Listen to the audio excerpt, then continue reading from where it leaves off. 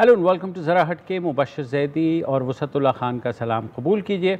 के इलेक्ट्रिक की मेहरबानी और इंटरनेट की वजह से ज़रार हमें आज शायद ज्वाइन न कर पाए, कल हमारे साथ होंगे। आज हम बात करेंगे इस्लामाबाद में जो मंदिर की तामीर का मसला है। सबसे पहले तो आज इस्लामाबाद हाई कोर्ट में इस केस की कार्रवाई मुकम्मल हो गई है। जो जजमेंट है, फ़ैसला है, वो महफूज कर लिया गया है, कल सुनाया जाएगा और तमाम तर उम्मीदें यही हैं कि अदालत जो है इस मंदिर की तामीर की इजाज़त दे देगी। तामीर की इजाज़त तो बकौल जो आज डिप्टी अटॉर्नी जनरल हैं राजा महमूद ख़ान, उन्होंने बड़ी तफसील से अदालत को बताया है कि पाकिस्तान के आइन के आर्टिकल 20 में ये साफ साफ लिखा हुआ है कि हर शहरी को अपने मज़हब की पैरवी और उस पर अमल करने और उसकी तबलीग करने का हक़ होगा और हर मजहबी ग्रोह और उसके हर फ़िरक़े को अपने मजहबी इदारे कायम करने, बरकरार और उनका इंतज़ाम करने का हक़ होगा, जिस पर अदालत ने ये फ़ैसला महफूज किया है। मगर साथ साथ जैसे आपको पता है, उन्होंने ये भी कहा कि इमरान खान साहब ने ये मामला जो है इस्लामी नज़रियाती काउंसिल को भिजवा दिया है कि क्या हुकूमत इसकी फ़ंडिंग कर सकती है या नहीं, क्योंकि पहले ये ख़बरें आई थी कि हुकूमत ने यानी वज़ीर आज़म इमरान ख़ान ने इस मंदिर की तामीर के लिए 10 करोड़ रुपए जो हैं वो मुख्तस कर दिए हैं अपने डिस्क्रिशनरी फ़ंड से। मगर आज अदालत में जो डिप्टी अटॉर्नी जनरल हैं, उन्होंने ये कहा कि ये फ़ंड्स अभी तक मुख्तस नहीं हुए हैं, इस पर इस्लामी नज़रियाती काउंसिल से राय ली जा रही है। उन्होंने ये भी बताया कि इस्लामाबाद के सेक्टर H92 में ये जो मंदिर का प्लॉट है, शिव कृष्णा मंदिर, जो कि सिर्फ मंदिर नहीं है बल्कि ये एक कॉम्प्लेक्स है जिसमें शमशान घाट भी है और दूसरी मजहबी रसूमात के लिए भी इंतज़ाम होगा। और न सिर्फ ये बल्कि दूसरी अक़लियतों के प्लॉट्स भी वहीं मौजूद हैं और वहाँ पर भी जिसमें मसीही भाई हैं और बिहाई जो फ़िरका है, उनके भी वहाँ पर कॉम्प्लेक्स मौजूद हैं।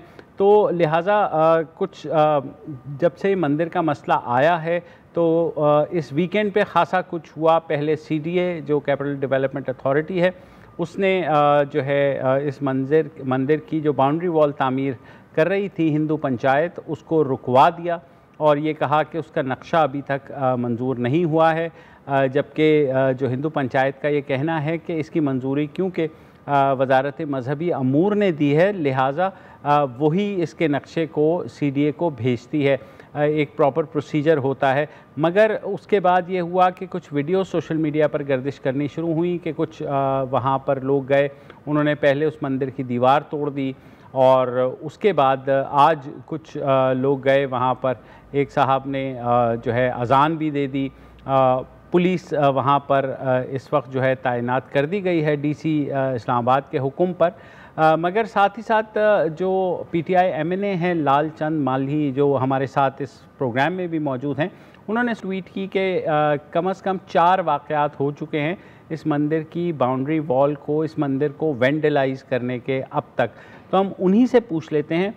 लालचंद मल्ही साहब, वेलकम टू द शो। मुझे बताइए, ये मंदिर का मसला अदालत में भी है, अब फ़ैसला महफूज हो गया है, कल फ़ैसला भी आ जाएगा। आपने ये कहा था कि इमरान खान से आपकी मुलाकात हुई, उन्होंने फ़ंड्स जारी करने का भी हुक्म दिया। तो आप बताइए कि इस वक्त ये जो हो रहा है उस मंदिर की साइट पे, वो क्या हो रहा है?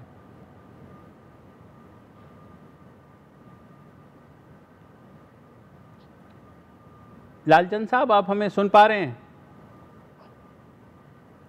हेलो जी, मुझे आवाज़ आ रही है। जी, तो आप मुझे बताइएगा कि इस वक्त क्या सिचुएशन है?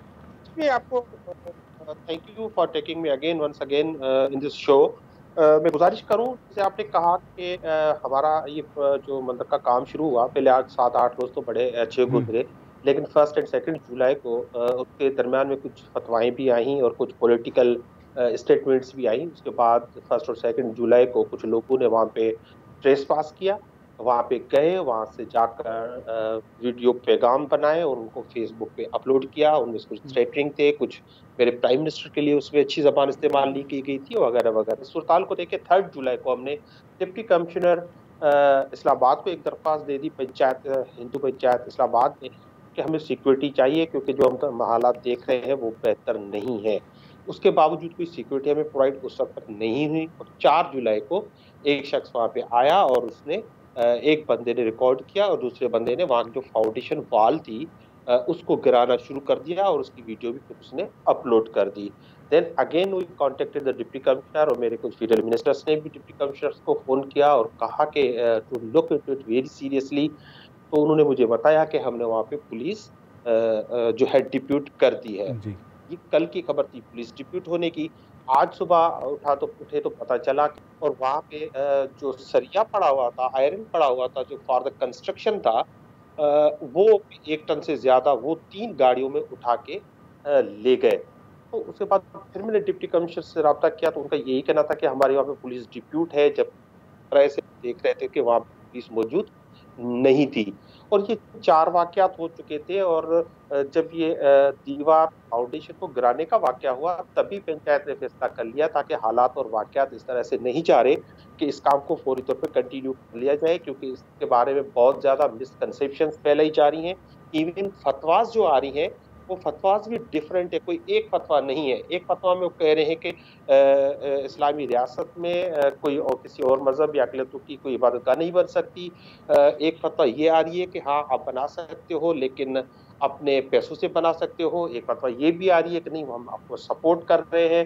तो डिफरेंट फतवाज भी आ रही हैं, और पॉलिटिकली एक स्टेटमेंट भी आई। इस वजह से हमने कहा कि जब तक इसकी एक अंडरस्टैंडिंग लोगों में बेहतर क्रिएट हो तो इस काम को फिलहाल रोक देना चाहिए। तो लाल साहब आप क्योंकि चले एक छोटी सी ब्रेक लेते हैं।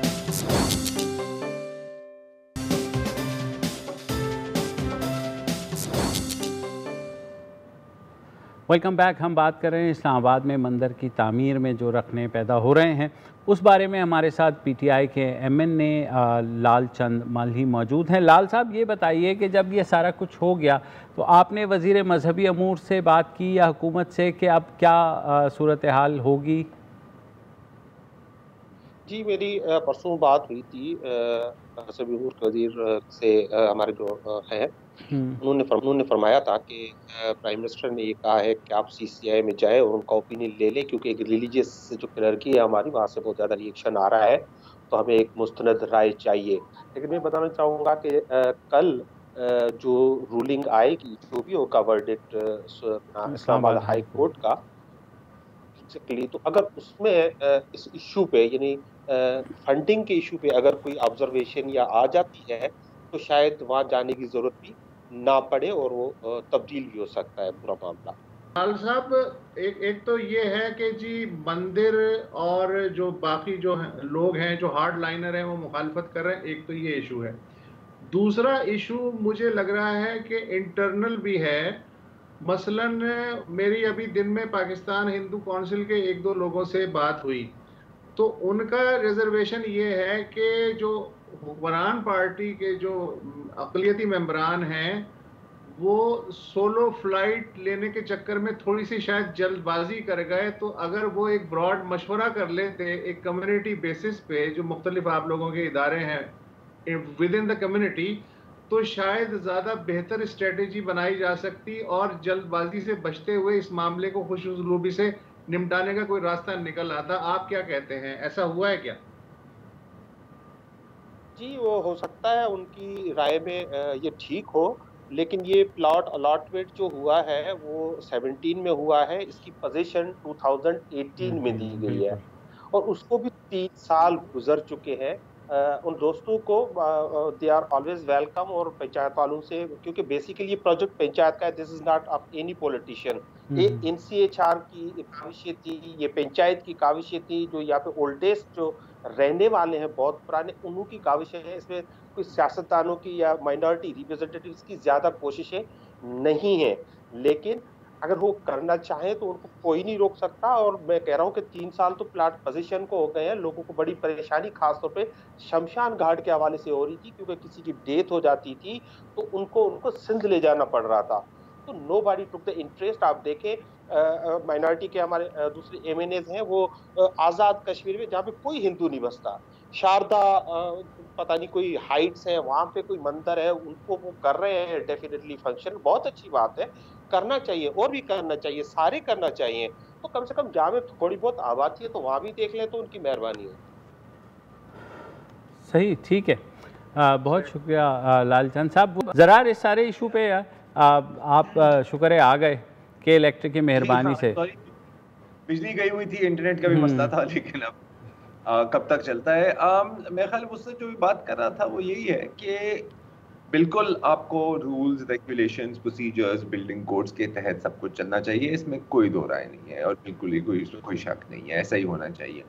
लेकिन फिर वो अक्रॉस द बोर्ड होना चाहिए, क्योंकि अगर आप सिलेक्टिवली करेंगे कि जहां पर आपको लग रहा है कि यार कोई मसला होने वाला है और आप कोई लॉ निकाल कर इसको रोक लें, तो then it has to apply across the board, या तो फिर वो अप्लाई करे ही ना। मेन मसला अगेन मेरा ख्याल यही है।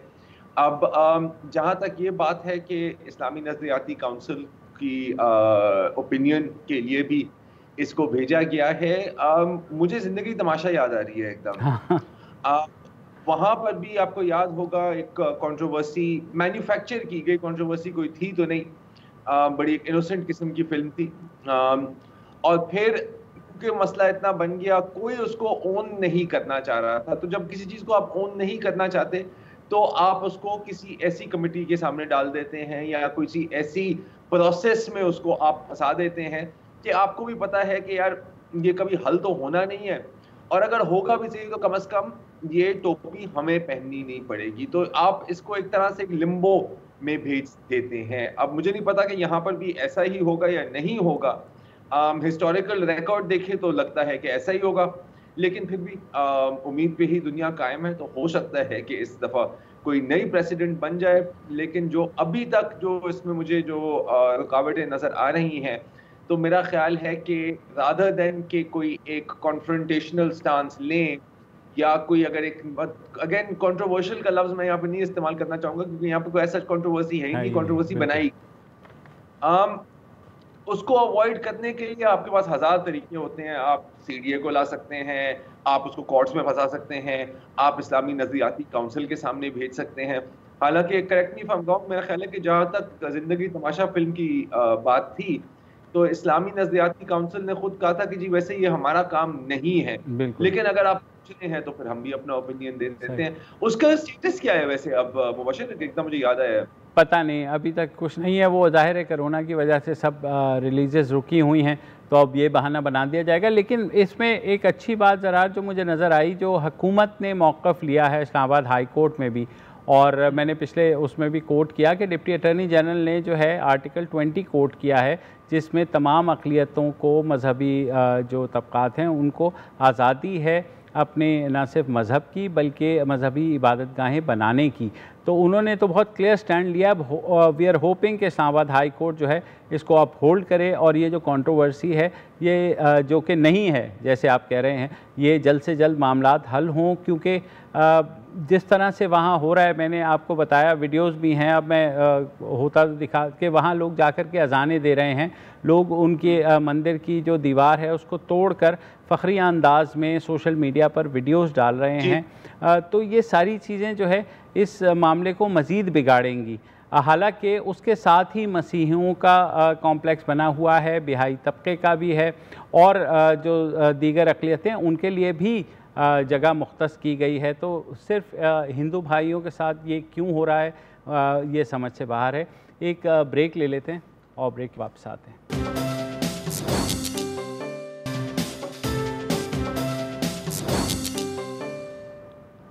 Welcome back. और बीआरटी अब एक सवाल नहीं रहा, ये पीटीआई की छेड़ बन चुकी है कि जब कोई किसी को कुछ कहना होता है सियासी मुखालिफ को, तो वो कहता है जी बीआरटी का सुनाएं, तो ज़ाहिर है पीटीआई वाले इधर उधर देखना शुरू कर देते हैं। मगर आज एक जो मुशीर बल्दियात हैं खैबर पख्तूनख्वा हुकूमत ने, वो अभी भी मुसर हैं कि वो एक साइज़ देंगे बीआरटी के मामले पर।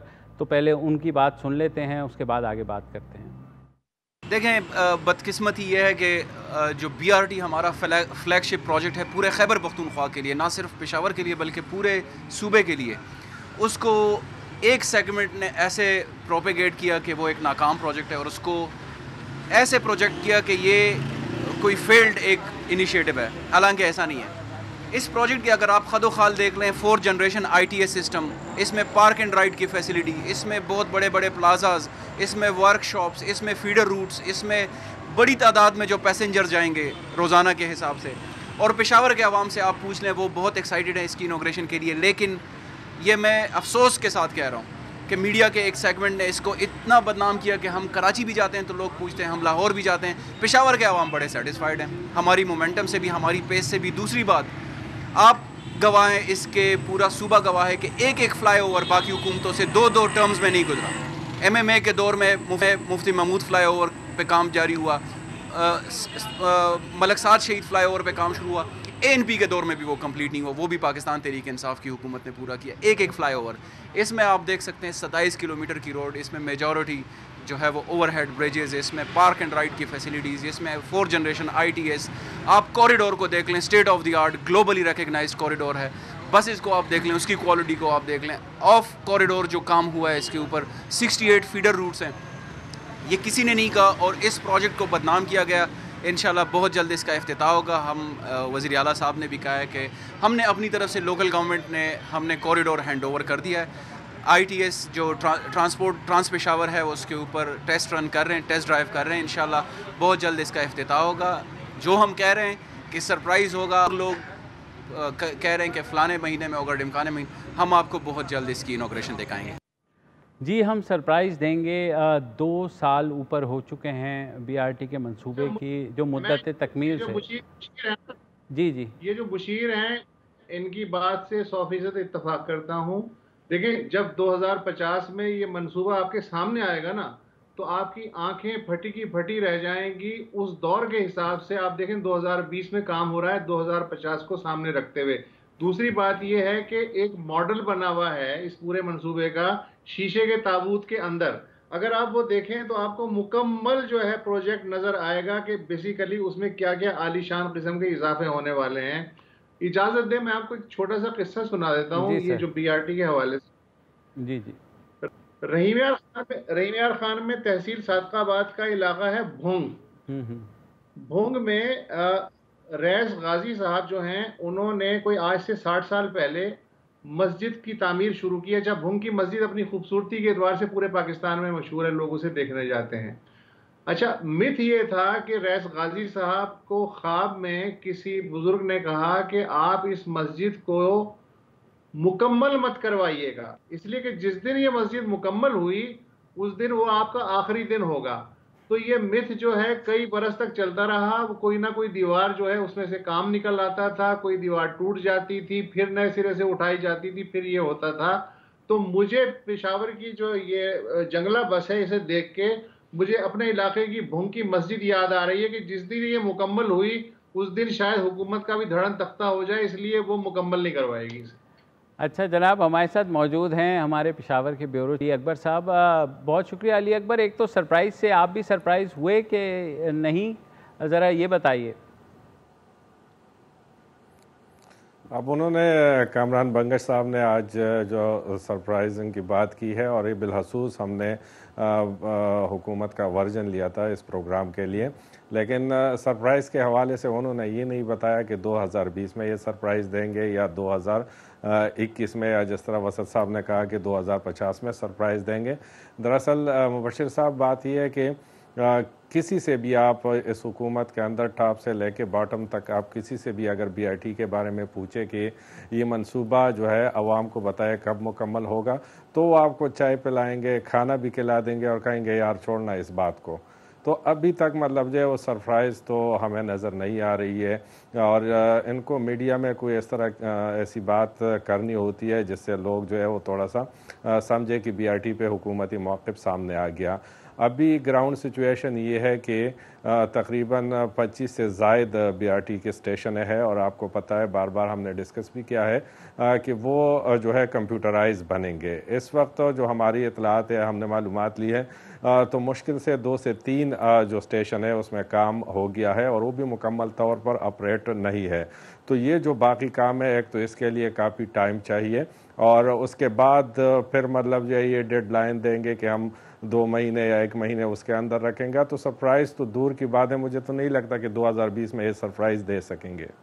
तो इसमें अब तो बजट में भी मज़ीद 2 अरब रख दिए गए हैं। इसकी लागत जो 47 अरब से शुरू हुई थी अब 71 अरब पे तो पहुंच चुकी है। तो इस सारी सूरत हाल में बीच में ये खबरें भी आई थी कि वो एक जगह से सही तरीके से मुड़ नहीं रही थी, वो ब्रिज तोड़ा गया, दोबारा बनाया गया। तो अभी क्या ट्रैक फाइनलाइज हो गया है? जी बिल्कुल, जो कॉरिडोर या ट्रैक है वो तकरीबन मुकम्मल हो गया है और उस पर जो है बसें आनिया जानिया करती है। हालांकि उसमें कोई बैठता तो नहीं है इस वक्त, लेकिन ट्रैक का भी काफ़ी 1-2 माह हो गए कि उसके बाद हमने फिर वो जो गिराव और बनाव वाला सिलसिला था वो थम गया है अभी।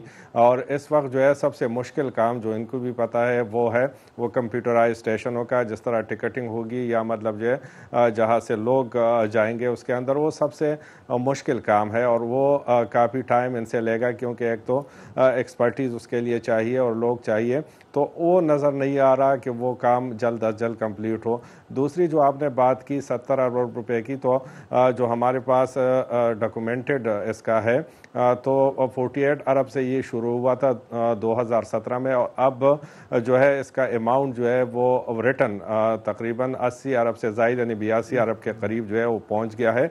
ये डॉक्यूमेंटेड फिगर है, इससे ज़ायद का जो है लोग बता रहे हैं, लेकिन हालांकि हमारे पास जो अभी तक इतलात है या डॉक्यूमेंट्स है तो 82 अरब रुपए तक ये मामला जो है पहुंच गया है। और आगे जाके मज़ीद जो है इनको रकम चाहिए होगी और इनके लिए जो है रकम मुख्तस करेंगे। तो अभी तक तो मतलब ऐसा नहीं लग रहा, किसी से भी आप पूछे पेशावर के अंदर तो उनको ये नहीं लग रहा कि BRT पर कभी बसें जो है वो सवारियों की चलेंगी और वो लोग भी इससे मुस्तफ़ीद होंगे। इंतहाई एक गैर संजीदा रवैया जो है इसके साथ रखा गया है शुरू दिन से लेके अभी तक। तो जाहिर है अब तो वो कह रहे हैं कि कोरोना की वजह से ये नहीं हो पाया, 3 महीने से कोरोना की वजह से काम भी नहीं है। उससे पहले तो ये कहा गया था कि जब ठेकेदार अगर काम पूरा नहीं करेगा जुलाई तक तो उसको यौमिया जो है हम 10 करोड़ रुपए जुर्माना करेंगे। तो अब वो ठेकेदार भी जाहिर है कोरोना की वजह से वो हो गया। तो अब एक्चुअल काम शुरू हो गया है, दोबारा से रिज्यूम हो गया है BRT पे?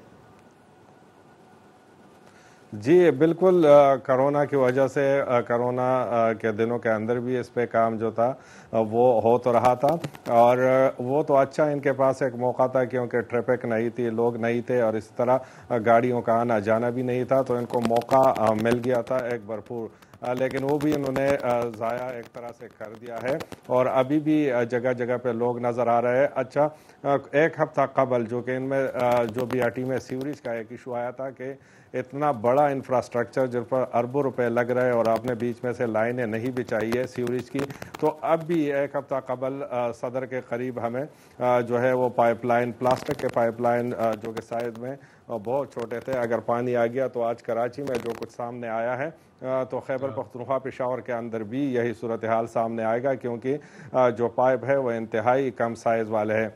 तो वो पाइपिंग का काम जो है अब हो रहा है और वो BRT के जो मिडल में मतलब ये पाइपलाइन बिछानी चाहिए थी वो अब ऊपर बिछा रहे हैं। तो इस तरीके से काम तो हो रहा है, लेकिन वो जो बड़ा काम जिसको हम कह सकते हैं कि 25 से ज़ायद स्टेशन है और उनमें से उस पर काम होना चाहिए, तेज़ी से होना चाहिए, तो तेज़ी हमें नज़र नहीं आ रही है। अच्छा अली अकबर, एक ब्रेक ले। सब आपने क्योंकि कराची का जिक्र क्या ही लिया है, तो वैसे यहाँ पर बैठकर हम ज़ाहिर है BRT के बारे में तो बात कर सकते हैं, लेकिन इसके साथ साथ मेरा ख्याल है थोड़ा सा शर्मिंदा होने की भी जरूरत है कि कम अज कम जैसे भी बन रहा है, जैसे भी जितनी भी डिलेज हो रही है, एक मंसूबा तो है पब्लिक ट्रांसपोर्ट के लिए आपके यहाँ पेशावर में, खैबर पख्तूनख्वा में।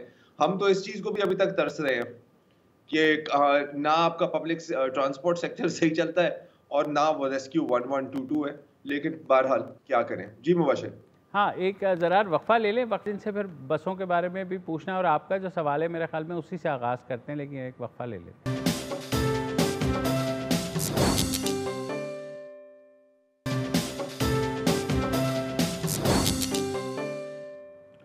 Welcome back. हम बात कर रहे हैं BRT पर और न जाने कब तक करते रहें। बहरहाल हमारे जो ब्यूरो चीफ हैं अली अकबर मौजूद हैं। अली अकबर, ये बताइएगा, कुछ बसेस भी आई थी, तो जब बसेस आई थी तो ख्याल यही था कि वो जो है जब ऑपरेशनल होगा वहाँ चलेंगी। कराची में अगर ऐसा होता तो अब तक उन बसों के टायर निकाल के उनको ईंटों पर खड़ा करके वो गायब हो चुकी होती। आई एम श्योर वहाँ शायद ऐसा ना हो रहा हो, मगर इन बसेस को की इंश्योरेंस, इन बसेस की मेंटेनेंस, ये सारी चीज़ें कैसे होंगी अब?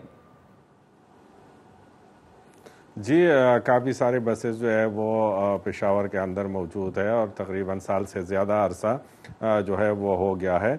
और उनके लिए जो कंपनी है मास ट्रांजिट, तो उन्होंने एक जगह बनाई है और बसेस की जो मेंटेनेंस है वो अच्छे तरीके से हो रही है, क्योंकि अभी तक हमें जो है कोई इस तरह की कंप्लेंट्स नहीं आई और हम खुद भी वक्तन फ़वक्तन जाके चेक कर लेते हैं कि बसेस जो है अच्छी कंडीशन में खड़ी है और सर्विस वगैरह, ट्यूनिंग और जो मेंटेनेंस का काम है वो अच्छे तरीके से हो रहा है।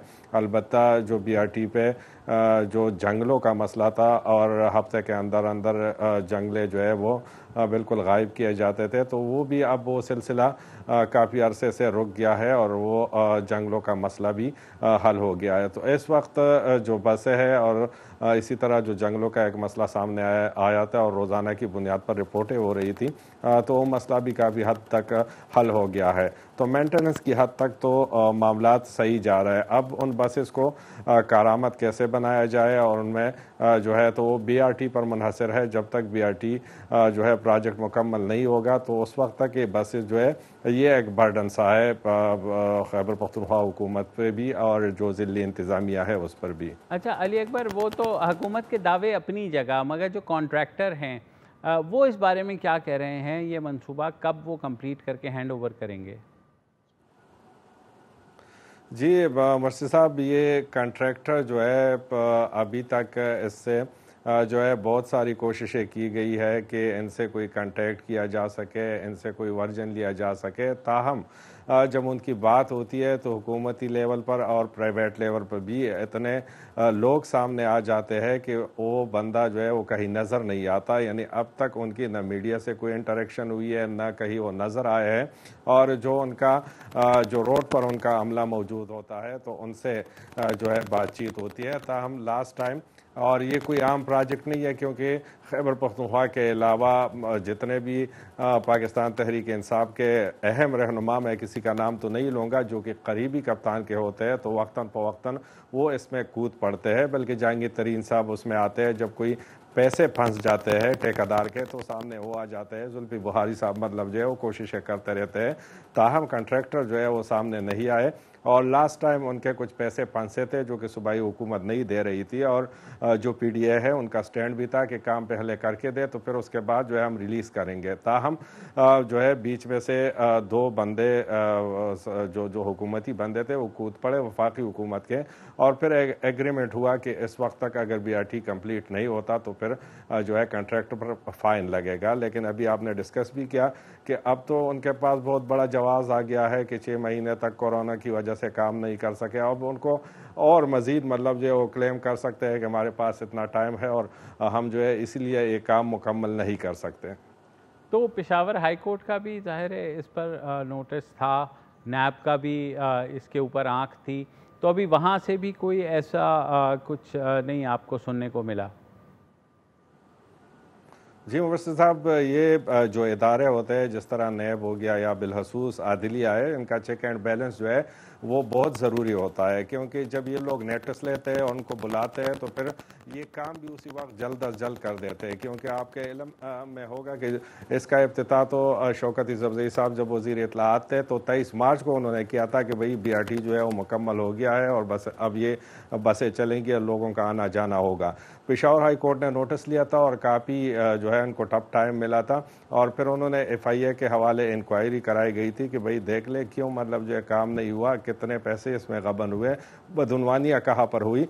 तो उस पर जो है उनको टाइम भी दिया गया था और FIA ने रिपोर्ट भी जो है वो मुकम्मल की, और जैसे ही मतलब जो रिपोर्ट FIA ने जमा कराई तो आगे से वफाकी हुकूमत फिर सुप्रीम कोर्ट के पास मतलब जो है पिटीशन लेके गई और उनको कहा गया कि जी ये तो ऑनगोइंग प्रोजेक्ट है तो आप मतलब जो है हिदायत दें, और उसमें फिर मतलब जो है जो है सुप्रीम कोर्ट का एक वो आ गया कि आप इनको फ़िलहाल रहने दें, तो उसी वजह से मामला जो है वो अटका हुआ है।